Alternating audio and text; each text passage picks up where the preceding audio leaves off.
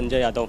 छत्तीसगढ़ की राजनीति में एक बार फिर सरगर्मी बढ़ गई है और लगातार 2.5 साल वाली जो बातें हैं वो राजनीतिक जो गलियारे हैं उसमें चर्चा चल रही है। अभी कुछ दिन पहले ही मुख्यमंत्री भूपेश बघेल दिल्ली से लौटकर वापस आए थे और उन्होंने कहा था कि छत्तीसगढ़ में किसान का बेटा मुख्यमंत्री बना है और जिसे बीजेपी पचा नहीं पा रही है। इस बयान के बाद फिर से राजनीतिक सरगर्मी शुरू हुई और आज जो है तकरीबन 30 से 35 विधायक दिल्ली चले गए हैं और सीएम मुख्यमंत्री भूपेश बघेल भी खुद दिल्ली पहुंचे हुए हैं और उनकी आज मीटिंग होने वाली है। इसी पर चर्चा करने के लिए इस वक्त मैं राजधानी स्थित पाटन सदन में मौजूद हूँ और यहाँ पर हमारे साथ मतदाता जागृति मंच के राष्ट्रीय अध्यक्ष और मुख्यमंत्री भूपेश बघेल के पिताजी नंद कुमार बघेल जी भी हमारे साथ मौजूद है। चूँकि वो लगातार पिछड़ा वर्ग ST/SC OBC को लेकर जागरूकता कार्यक्रम करते रहते हैं और इसलिए उनका जो बयान है, उनके जो विचार है वो इस मुद्दे पर आना बहुत ज़रूरी है। आइए हम उनसे बातचीत करते हैं और जानते हैं वो किस तरह से इस मुद्दे को देखते हैं। इसमें ये है कि सारे सरपंच पूरे देश भर के ही राजनीति चलाते हैं और उनके माध्यम से हम पूरे देश में राजनीति चलाएंगे। चाहे विधानसभा चुनाव हो, अभी 1000 विधानसभाओं में चुनाव है और वो सरपंच उसका संचालन करने के लिए तैयार हैं। सरपंच लोग ही वोट दिलाते हैं और इसमें अधिकांश जो है OBC के लोग हैं और OBC के लोग सरपंच हैं और वही इसको ये करेंगे, संचालन करेंगे।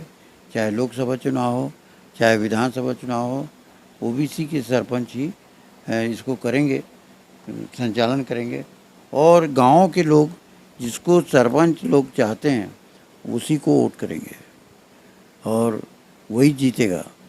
क्योंकि आज की तारीख में बीजेपी के खिलाफ गांव के लोग हैं, किसान लोग हैं, क्योंकि किसानों को जो सपोर्ट प्राइस मांगे थे उसको नहीं दिए और सैकड़ों किसानों को मार डाले। छत्तीसगढ़ की राजनीति में अभी 2-3 दिनों से जो चर्चा चल रही है 2.5 साल वाली जो बातें, इसमें 30 तकरीबन विधायक, 30 से ज़्यादा विधायक जो है दिल्ली चले गए हैं। मुख्यमंत्री भूपेश बघेल जी स्वयं वहाँ पे मौजूद है। तो क्या लगता है इसके पीछे क्या वजह हो सकती है कि ये सारी बातें चल रही है?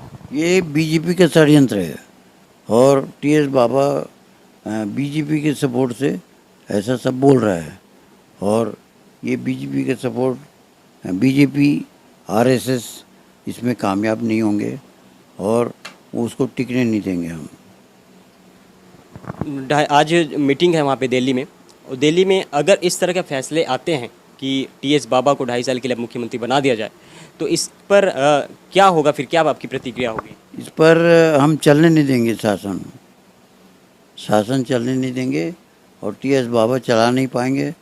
मान लो वो 2.5 साल के लिए मुख्यमंत्री बनते हैं तो शासन चलाना असहयोग करेंगे यहाँ के लोग और उसको गिरा देंगे, चलने नहीं देंगे। क्योंकि सरकार लगातार जो है जो फैसले यहाँ पर उन्होंने लिया है वो छत्तीसगढ़ की जनता के हित में कई तरह के जो फैसले लिए गए हैं, चाहे वो नरवा गरबा गौठान की बातचीत हो, चाहे इंग्लिश मीडियम स्कूल खोलने की बात हो, चाहे OBC को आरक्षण देने की बात हो, ये तमाम मुद्दों पर उन्होंने अच्छे फैसले लिए हैं। इसके बावजूद पार्टी के पास ऐसा कोई वजह नहीं है कि इनको जो है हटाएं, लेकिन फिर भी इसके बावजूद ये जो चर्चा चल रही है, मीडिया में जो बातें चल रही है, राजनीतिक गलियारों में जो बातें चल रही है, इसका जो वजह क्या समझ में आता है आपको? उसका जब वजह सीधा है कि RSS के द्वारा ये संचालित हो रहा है और वो राहुल गांधी को गुमराह कर रहे हैं और TS बाबा भी RSS का आदमी है और वो ये कुटिल चाल चल रहे हैं। हमारी राय में राहुल गांधी को ये चाहिए कि TS बाबा को तत्काल पार्टी से निकाल बाहर करे। चूँकि आप लगातार पिछड़ा वर्ग मोर्चा और ST/OBC के जितने कार्यक्रम होते हैं उसमें सक्रियता आपकी रहती है। अभी बिहार में एक जनजाति जनगणना की मांग को लेकर के मुद्दा उठा हुआ है। क्या छत्तीसगढ़ में भी जाति जनगणना होनी चाहिए?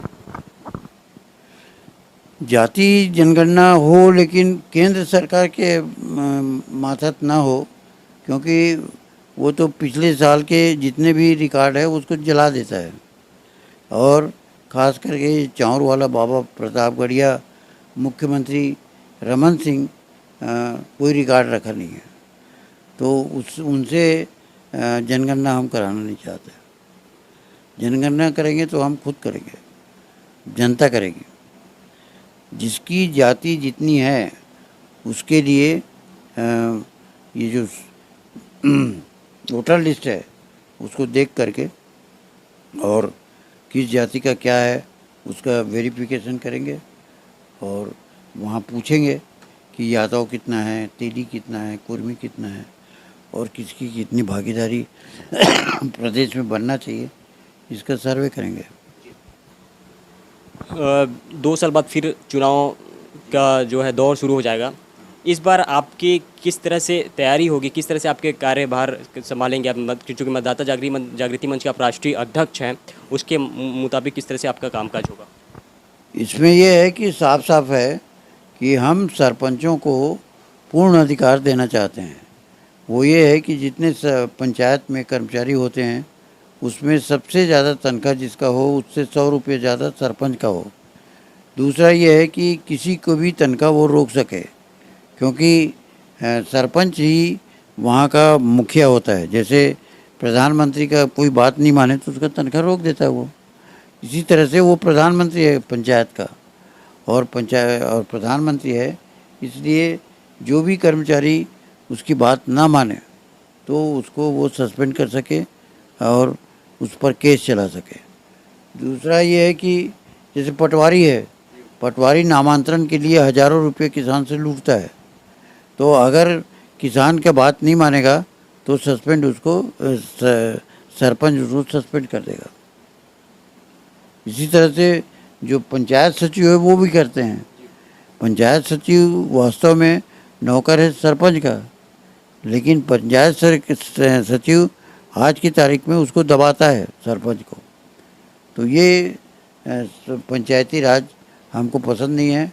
लोकसभा और विधानसभा के बाद यदि जो सरपंच जिताएगा हमको, उसको हम देंगे, क्योंकि उसी के आधार पर प्रदेश का ये बनेगा, सरकार बनेगा। तो जब प्रदेश का सरकार बनेगा तो कितना फंडिंग आ रहा है, कितना किसमें खर्चा करना है, उसमें बैठक होगी और बैठक में रोड में कितना खर्च हो, शिक्षा में कितना खर्च हो और नरवा गरवा गुरुआ बारी में कितना खर्च हो, बाउंड्री वाल वहाँ उत्तर प्रदेश और बिहार में बाउंड्री वाल की बहुत आवश्यकता है, क्योंकि खुले आम जानवर रहते हैं, उसके कारण किसान बहुत परेशान होता है। तो बाउंड्री वाल होना, पक्का घेरा होना और धान का भाव 2500 रुपये कुंटल हो और इसी तरह से ज्वारी मक्के के भाव 1700 रुपये कुंटल हो, चारा की व्यवस्था हो, ये सब होगा तो डेयरी उद्योग चल पड़ेगा और दुनिया के बाज़ार में हम एग्रो बेस्ड इकोनॉमी चलाएंगे और दुनिया के बाज़ार में भारत का एग्रीकल्चर प्रोडक्ट बिकेगा और हमारी अर्थव्यवस्था सुधरेगी। तो ये थे मतदाता जागृति मंच के राष्ट्रीय अध्यक्ष और मुख्यमंत्री भूपेश बघेल के पिताजी नंद कुमार बघेल जी, जिनसे हमने राजनीतिक और सामाजिक तमाम मुद्दों पर बातचीत की। उनका कहना है कि अगर 2.5 साल वाली जो बातें चल रही है उसमें अगर टी एस बाबा मुख्यमंत्री उनको बनाया जाता है तो यहाँ पर वो विद्रोह करेंगे।